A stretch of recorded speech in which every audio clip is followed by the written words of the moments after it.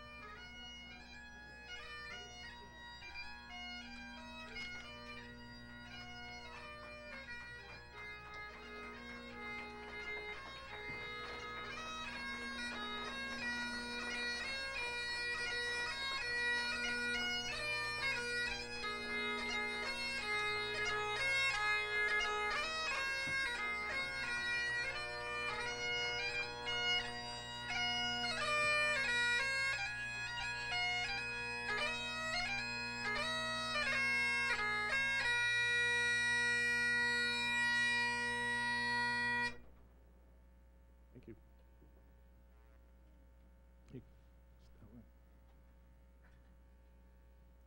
Thank you. Please have a seat.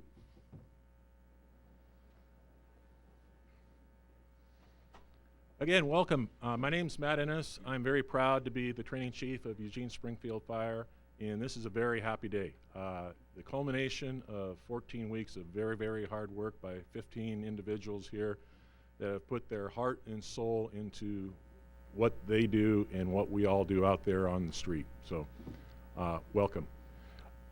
This is a time for thank yous, and I've got a long list, so please bear with me. Number one, to the families that have shown up here today to help support these individuals. I know it's been a long haul, and I know that you are there for them, and I know that you'll be there for them in the future. We rely on our families extremely throughout our entire career. So thank you for everything you've done and are going to do. Secondly, I'd like to thank our training staff. I have the extreme pleasure of having the best training staff, I believe, anywhere. Starts with our training coordinator, Nurse Anderson, outstanding. Our admin aide, which belies the actual title. She does so much more. Barb Courtney. I'd like to, our training captains, Mike Barnaby and Chris Paskett. Our fire instructor, Greg Degelman, wherever he may be. There he is. Our EMS instructors, Dan Chase and Sean Waite. And our video tech, Manny Velasquez. You'll see him in a little bit. But an outstanding staff, and they've put their heart and soul into getting these people ready for all of us out there. I'd also like to thank the logistics section that has supported us throughout all of this. They've gone above and beyond. They help with everything that we need, and they're always there. I'd also like to thank my boss, Chief Heppel, in charge of the Strategic Services, Deputy Chief Heppel. He's not here. Unfortunately, he is in Nepal, I believe, setting up an EMS system there. So he's hard at work there. Also, a big shout out and thank you to all of the crews headed by Deputy Chief Ray Brown. They come out, they drill with each and every one of these people. They put their heart and soul into it, and now the real learning starts when they go out with the crews, and they have, upwards of 300 people downloading on them everything they know. So very, very thankful to the crews. And lastly, to Chief Zaludik for supporting us through all of this.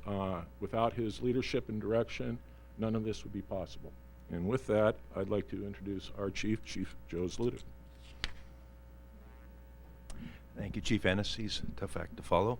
At first, I'd like to point out the elected and appointed officials we have in the room. I saw City Manager of Springfield, Gino Grimaldi. Welcome, City Manager Grimaldi. If there's any other elected and appointed officials that snuck in without me seeing them, welcome. Some of the stuff we're going to talk about today, we've already talked about on our first day of class. And I want to start by saying this is a very exciting time for Class 22. Congratulations for the job well done in the Academy. And as you know, we're a very active fire department. We ran about 37,000 calls for service last year. About 20,000 of those were emergency medical calls that we actually transported to the hospital. We don't just do fires and EMS. We do hazardous materials, water rescue, confined space, high-rise, wildland. We do a very wide range of activities that you'll find very challenging over the next career. And we see and transport patients that have from severe trauma to just illnesses on a daily basis, almost 100 a day. I've said this before and I'll continue to say it. The members of Eugene Springfield Fire are some of the hardest working members of the fire department or of the fire department in the state. We know this by statistics. We know this by call volume. We know this by the hard work that they do. Right now we have crews, conflagration crews. A conflagration is a large-scale fire that's beyond the control of the local agency and has crossed man-made barriers. All summer we sent crews on conflagrations to Sisters, to Bandon, to the Gorge, Columbia Gorge area. And every time they would go on a response, we would receive the feedback from their incident commander. Each and every time our crews received an exceptional rating, as high as you could get for working in the field in very difficult conditions and for unknown commanders. Our crews do a great job. These people have trained hard to go out into the field as firefighters. We take putting these young men and women in harm's way very seriously. A few years ago, after we graduated, a member of this department's son, his wife, Deb, who I know very well, got up in my face, and if you've ever seen a mom when you know she's about ready to grab you by the collar but doesn't, she did it very politely, but she got right in front of me and said, "Hey, that's my kid, you take care of that kid, And I said, "Deb, I'll take care of that kid because I take care of every one of the members of this organization and deploy them as if it was my kid." We take their safety very seriously. If you think it's hard to get on this organization and to get through this academy, before you are commanding and putting people in harm's way, there are career development paths and hours and hundreds and probably 1,000 hours of training and experience that it takes until they're commanding these individuals. We take the safety of these individuals and everybody in this organization, in this community, very seriously. Right now, we have crews in harm's way. We sent crews on a conflagration. We sent a crew to Ventura. We sent a crew to Los Angeles, and now one just leapfrogged and is all the way in San Diego dealing with the conflagrations on the West Coast. They are a long ways from home. We know their training, we know the work that went into preparing them, and we know the commanders that we send with them are going to keep them safe while they're in harm's way. And I just want to reinforce that safety is the most important part of this business for the community and these individuals, and we take it very seriously here at Eugene Springfield Fire. Well, we talked on the first day about our professional values for Eugene Springfield Fire, and I gave you a handout. And there's a couple of basic elements. It's exceptional emergency response, and that means, and the first thing it says in there is that we compel safety for our crews in the field. It's not an option. That's a core value of this organization. The work we do is hazardous, it's dangerous, but we do it right, and we do it with safety first. We insist on turnout time in less than a minute. And what that means is you're asleep in your room, you jump up out of the bed, you put your gear on, you slide the pole, you put on your fire jacket, and you get out the door, entire crew, in less than a minute. That's our standard. We work hard to establish that. And if you've ever got up in the middle of the night and you've gone from sleeping, head on the pillow, to work in 1 minute, it's an experience, I'll tell you. We insist on extraordinary hose and nozzle training. That is the most important piece of safety equipment that these individuals have after their breathing apparatus that gives them safe air, is the management of hose streams to protect the community and themselves from the ravages of fire. We insist on performing critical tasks flawlessly. And I know that sounds kind of intense, but if you think of it from a quote from Vince Lombardi, perfection is not attainable, but if we chase perfection, we can catch excellence. We insist on excellence, especially when it comes to the job that we do, that seconds and minutes count. We also have a culture of training every shift. Training every shift means it might be an hour, it might be more than an hour, but never does a day go by where we don't do something to improve our skills. something our team is talking about, something we'll be adopting formally and moving forward in 2018, is trying to improve our ability to serve by 1% every day or every shift. And it's a theory that if you look at, there's many ways to look at it, but what we know is if you come to work committed to improving yourself by 1% over the course of days and weeks and months and years, the improvement is measurable. May not be measurable in one day, but in 1,000 days, it's incredibly measurable, and that is a core part of our values as well. We insist on mastering our craft, and our craft is hose and nozzle management, taking care of patients, and dealing with people that are under stress every single day. It takes work to master your craft. Like an apprentice that becomes a craftsman, you will start as apprentices, and you will work to master your craft. So when we send you anywhere on the West Coast, we know the people under your care are going to be well taken care of and safe. Mentor your successor. That is the most important thing about what goes on at Eugene Springfield Fire. I was mentored. I am the successor of generations of individuals that poured into me, that gave me the opportunity to find a path to provide leadership to this organization. And it's very important that each of us finds a mentor, and if you have a mentor, you mentor somebody else when you're in that position. Part of us is going to be a lifelong learner. We have to do that because we have Nurse Anderson that does our continuing education. I had her yesterday. I had a class and her staff trained me, and I learned CPR again for the 33rd year. And I did a much better job this year. I got a really good grade on my written, and I scored the class very high too, Dan. Very well done. Another piece of our culture and one of our elements is leave it better than you found it. And this wasn't a parental thing that drove this, but it could have been. I mean, we've all been in environments, in group living environments and home. We know how interesting that is. Imagine having a group living environment at work. Every day it's kind of a dormitory or a sharing environment. It is very challenging to make sure you manage yourself in a way that you leave it better than you found it. That includes the apparatus you drive, the equipment that you use, your station, and the relationships with the people around you and the people that you serve with, and our department, leaving it better than you found it. That's my goal. And I also tell my team, I'm in the winter of my career. I'm not sure how long the winter is going to continue. I hope it's a good long winter, but it doesn't go on forever. And what I want to be sure is that when we leave it better than we found it, that I inherited an exceptional organization, and now the merged organization of Eugene and Springfield. It's not just words. It takes a lot of commitment from everybody in this organization, a little over 300, about 310 strong, to leave it better than we found it for the next generation so they can care for the community as well as we have. One of the funnest parts and one I look forward to is making someone's day. And it kind of means do the right thing. It kind of means just being nice. But you will deal with many people in stressful conditions that sometimes your ability to listen and process and be thoughtful can make that person's day. We problem solve with compassion. We respect all of our customers and our team members. And I just wanted to, there are times when we treat customers like extended family, even when they don't act like it. But sometimes extended families, maybe they do act like it. I have a large family, and there are some interesting stories about our family reunions. One of the things we're catching up on, and it's just starting to register, is honor and documenting of positive behaviors.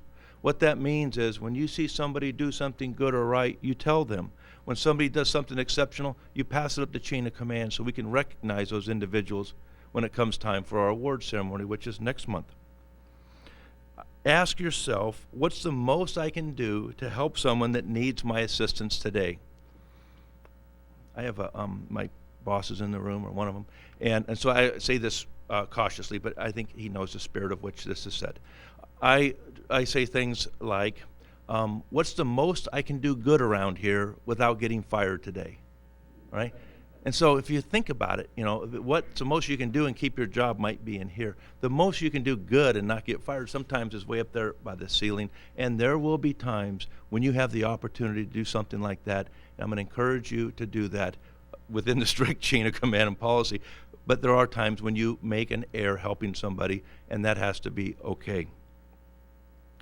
Remember, it's a gift to be invited into the homes of the people that we serve. I go on ride-alongs once in a while, and it's amazing. They throw their door open, they wave us in, they take us to their most valuable treasure, their family member, or the things that they value most, and they ask us to help them. It's interesting. Not many organizations have that opportunity. I'd say we're rare, and just remember that. It's not normal for people to throw their door open and say, can you help me right now with my family member? And it is something that you should cherish throughout your career. It's very rewarding, and these rewards are not without a cost. Being a little bit serious here and preparing us for the future, I would be remiss if I didn't talk about some of the cost of repeated exposure to trauma, suffering, violence. It has an impact on our responders' well-being. We're learning more about that as life goes on. It's similar to PTSD that is experienced on the battlefield. Much of the research we know how to take care of our responders here was learned from trying to treat our veterans and people that have served in very stressful environments. And we take wellness and resiliency in this organization very seriously.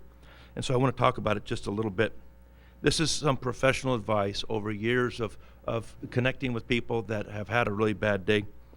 Always take the opportunity to talk to the people that have experienced a loss of their home, that are ill or injured, have maybe lost a family member, and let them know you care about them and their family, and tell them what you're doing to help their family and take care of their family and their belongings.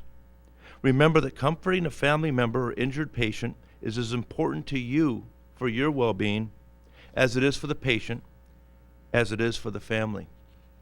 It's awkward, and it's not easy to talk to somebody that's experienced loss. However, this is how each and every one of you and each and every one of us remains connected to our humanity. We know what a bad day they're having. When we have a bad day, somebody's going to connect with us like that. And make no mistake, my friends, everybody in this room is going to take their turn in the barrel, right? And so be thankful that it's not us that day, and be thankful you have the opportunity to support somebody else. Class 21, your words are important. Never miss the opportunity to comfort somebody. And remember, people never forget how you made them feel.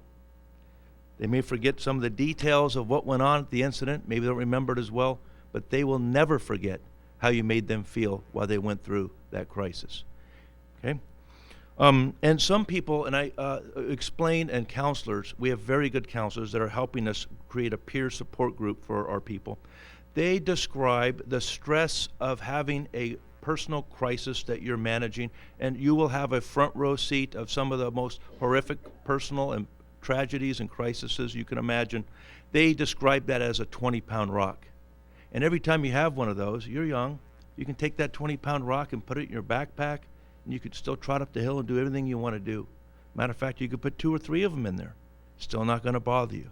But eventually, at some point in the continuum, when the experience goes up and the rocks get bigger than you can carry, it's going to start to weight you down. Using the strategies that we know help now, which is talking to family members, talking to peers, and working through the stress of being a first responder, can take that 20-pound rock, shrink it down to a pebble, and in some cases, even a grain of sand, and then put that in your backpack. It's going to make you much more resilient going into the future. And in 30 or more years of this in this career, you'll leave here with an optimistic outlook that allows you to enjoy the life that you cherish so much and have worked so long to protect. So remember that. Use all the resources available to you, and as a family, you would need to know that we are here to support, and if you see something that is causing them some trouble, let us know, or their peer know, and we will get right on it.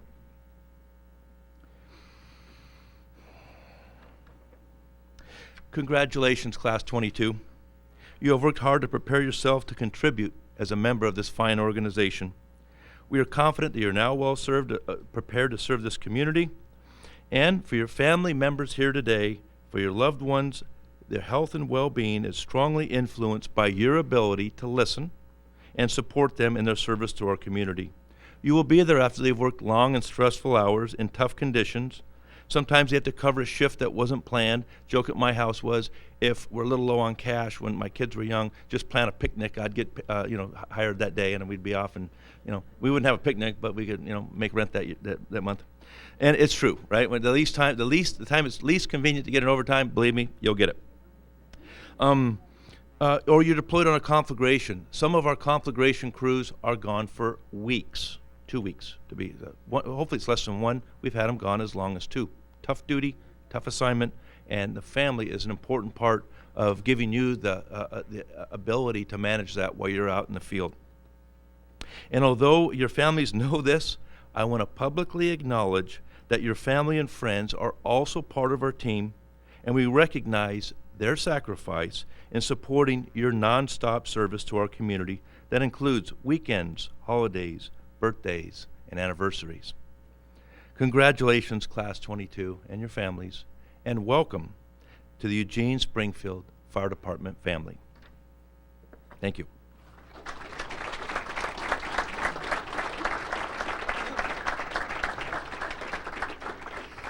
Thank you, Chief Zuludek. Very proud of each and every one of you. This is a big, big day, and we have a little tradition around here where we're going to compress 14 weeks into about 12 minutes, right, Manny? This is Manny. Manny has a video that he put together for us to kind of chronicle the adventures of Class 22. So I haven't seen it. Well, actually, I've seen the very front part, and you'll see what I mean in just a few minutes. So we're going to watch a video. If we could get the light, please. Good afternoon.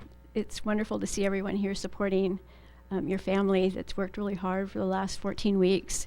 And it's been my pleasure to work with them each day. During the Recruit Academy, it has been my responsibility to prepare the recruits for providing all aspects of patient care once they go out online. I would like to also acknowledge our 2 EMS educators, Dan Chase and Sean Waite, as well as one of our firefighter paramedics, Betty Lou Monson, who have also spent countless hours working with Recruit Class 22 on their medical skills. Working with the recruits is an incredibly rewarding and yet challenging responsibility. It is such an honor to be able to work with each of these individuals and assist them in developing a high level of expertise in the provision of patient care. To not only work with them on their medical skills, but to try and motivate and encourage them to strive for an attitude of excellence in everything that they do. One of the skills we work on throughout the academy is report writing. Each week during the academy, the recruits are expected to write an electronic report on a patient scenario they were given during the week. At this time, I'd like to present an award to one of the recruits. The Golden Pin Award is presented to the recruit who demonstrated the best report writing skills. Although several of the recruits have excellent documentation skills, only one of them can be selected to receive this award. So it was, as you can see, a very difficult choice for me to make. However, at this point, I would like Jennifer Griffith to come up and receive the award.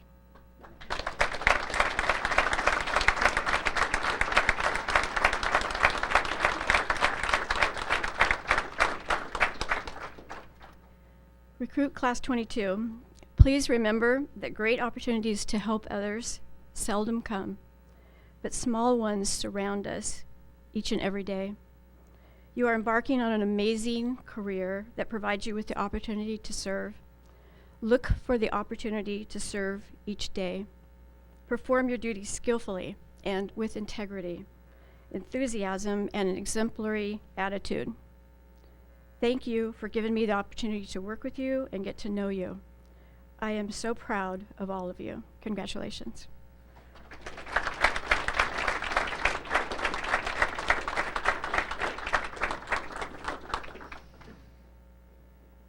Okay, now this is the important part, oath of office. So, recruits, please stand. Take a step forward. Chief, you'll come up.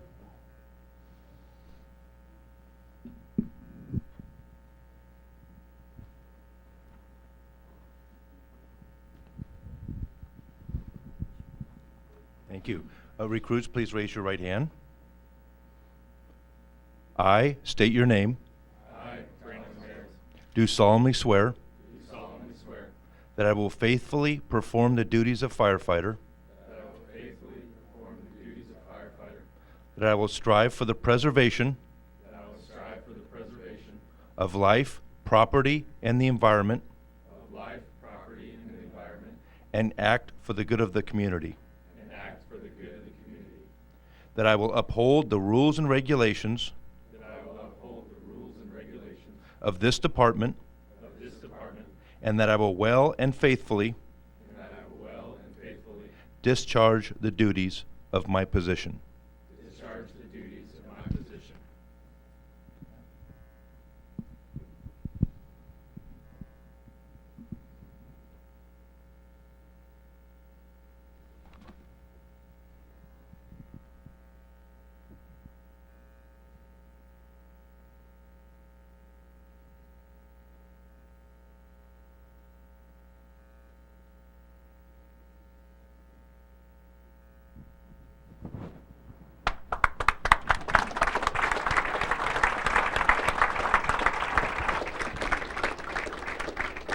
Probationers, please take a seat.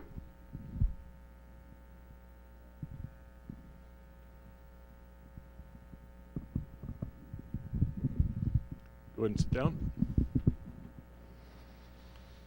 Okay, next up, we have our presentation of the badges and the helmets. Those yellow things out front that they've been working so hard for.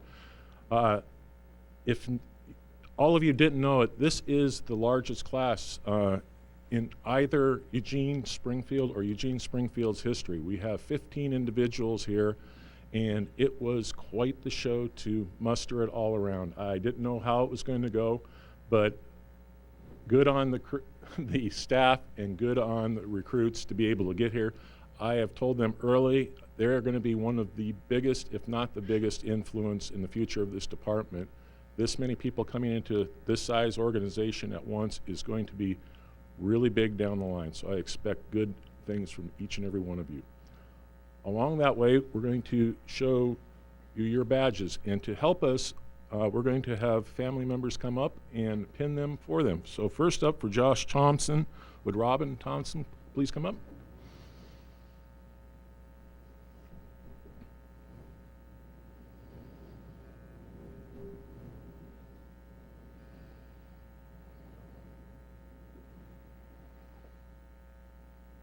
Yep.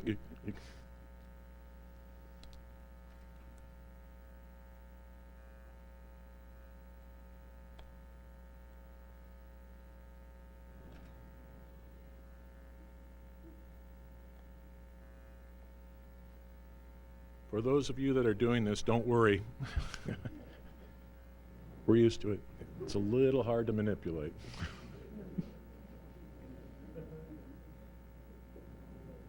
Perfect.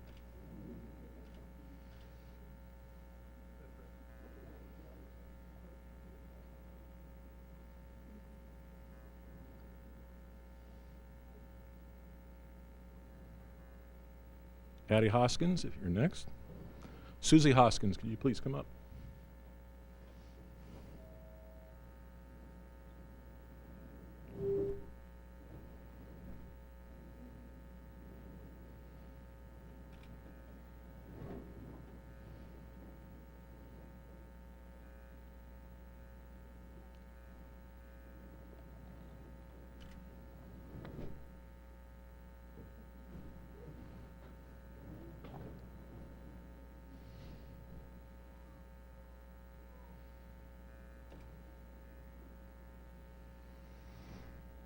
Austin Sharp. We have Denise Butler.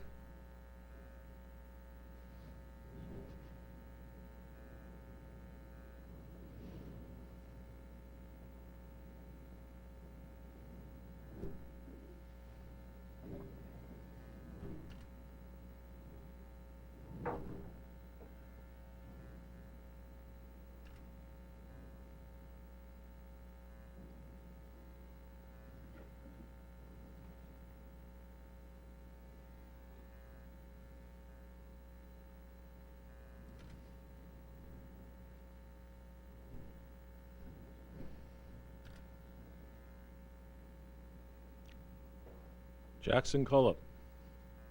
Would Larry Cullop please come?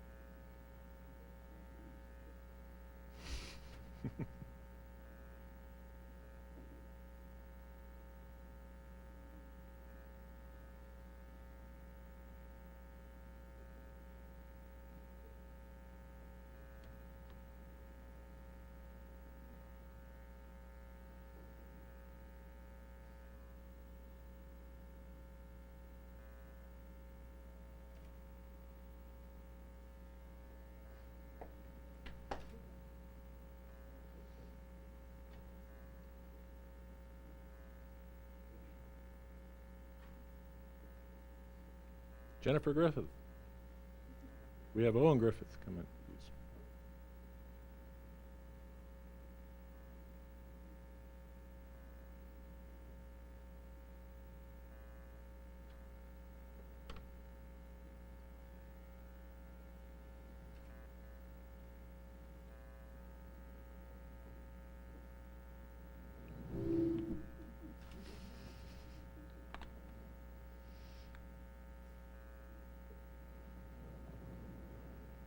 I do have a pair of glasses for anybody that needs it when we're doing this.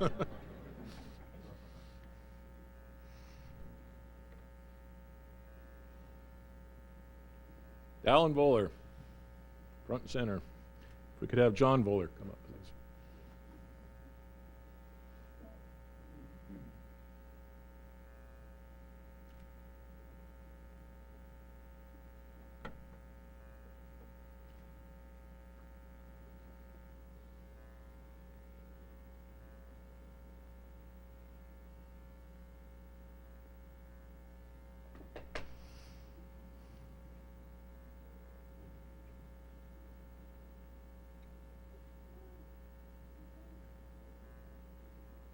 Smiling Owen McGovern, please.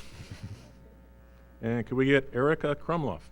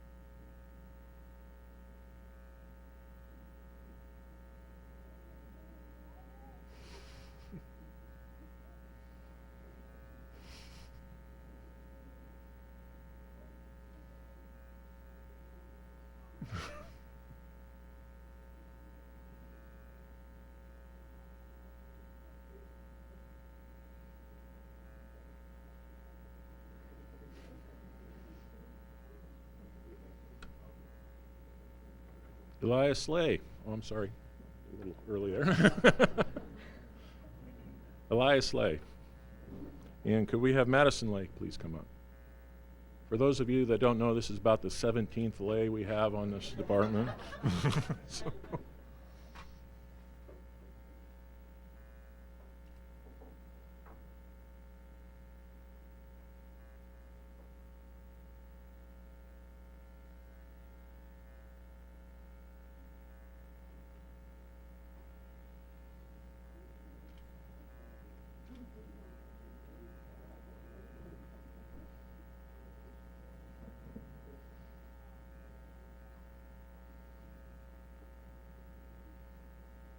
Kevin Newhoff. Could we have Emily Gilbert please come up?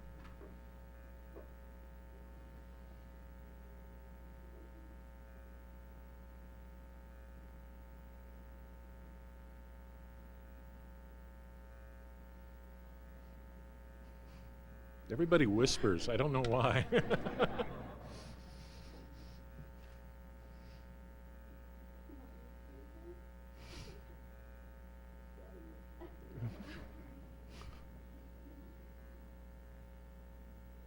This is not a skill most people practice through their life.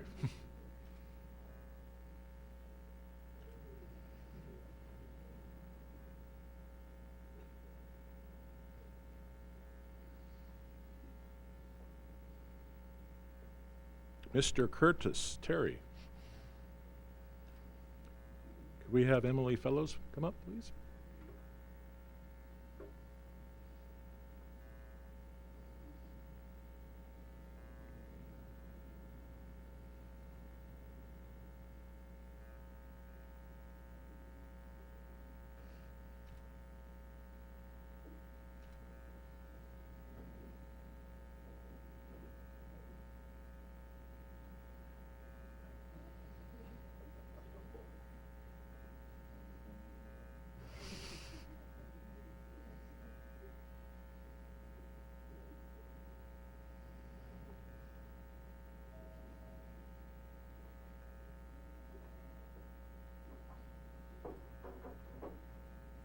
The guy that likes to break stuff, Joe Hester.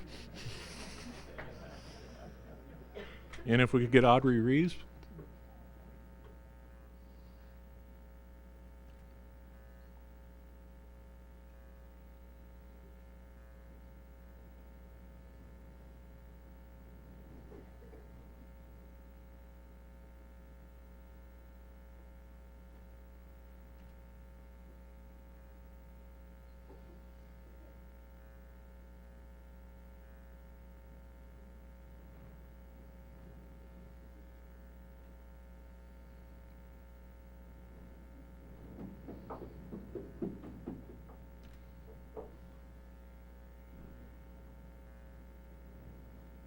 Thomas Eckstein. I don't have anybody down for you. Who was going to have? You didn't put it down. It's not there. Paul, if you can please come up.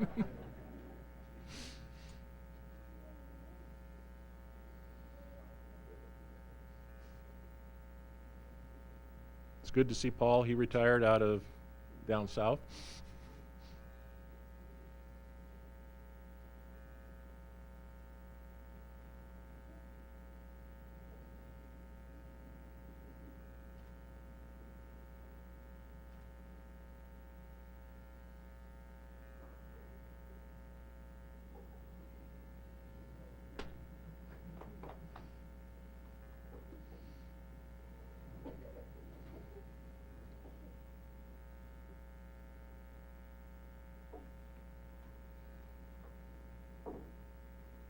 Random names. Would Darlia names come up, please?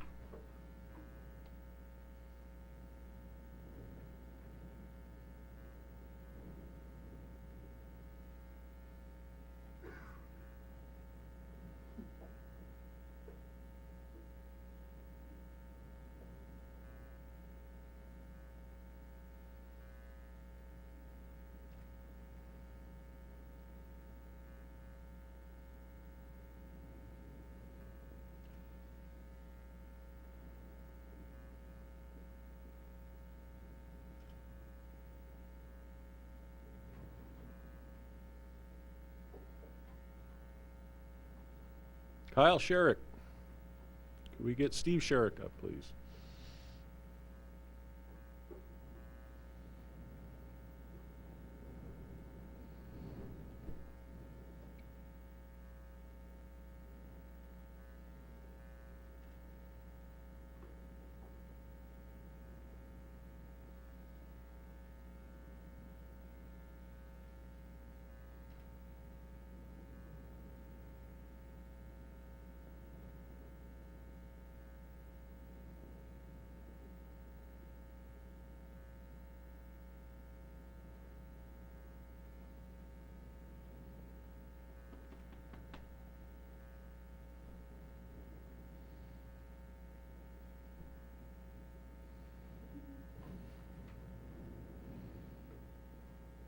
Mr. Tim Rogers.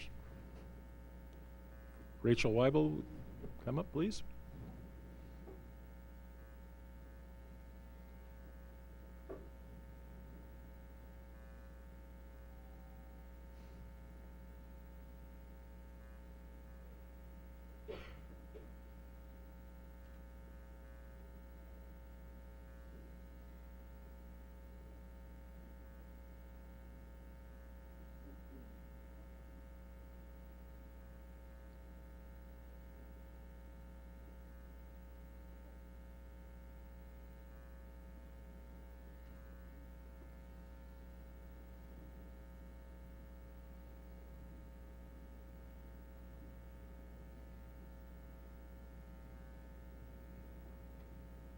So if we can give a round of applause to Class 22.